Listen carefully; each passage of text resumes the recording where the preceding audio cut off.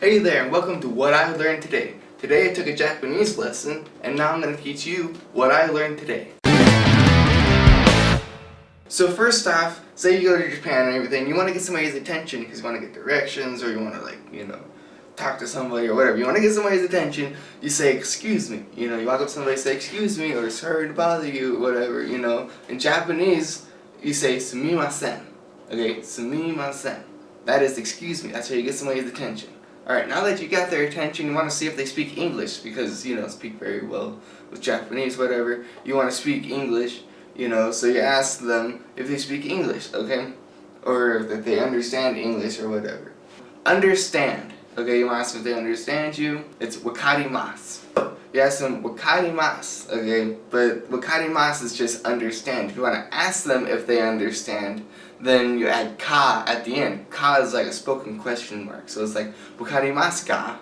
Do you understand? So if you want to ask them if they understand English, the word for English is eigo. Okay? So that's eigo, that's the word. If you want to use it in a sentence though, like, do you speak English? You add ga at the end. Okay, so for a question you add ka. At the end of English you add ga. It's eigo ga. So if you want to ask them, do you understand English? You go, eigo ga wakarimasu ka?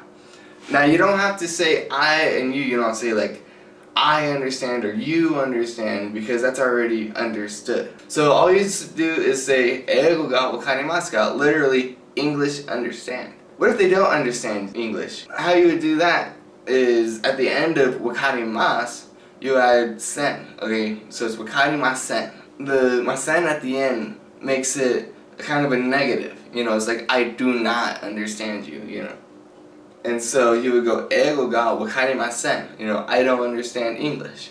But what about Japanese?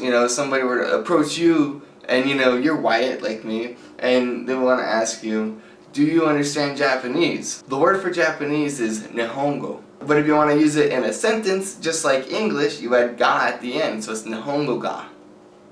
So if somebody asks you, like, do you understand Japanese? And then they would go, nihongo ga wakarimasu ka? Well, now they want to know if you're American. If somebody were to go up to you and like, are you American?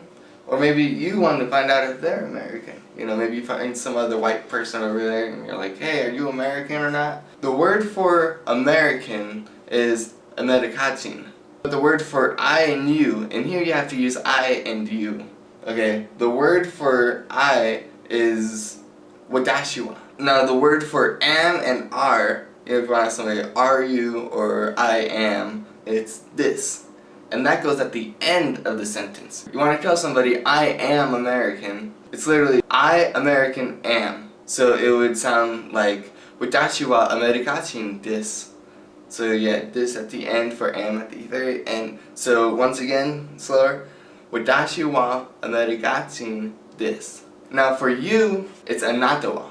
So I is watashi wa, and you is anata wa.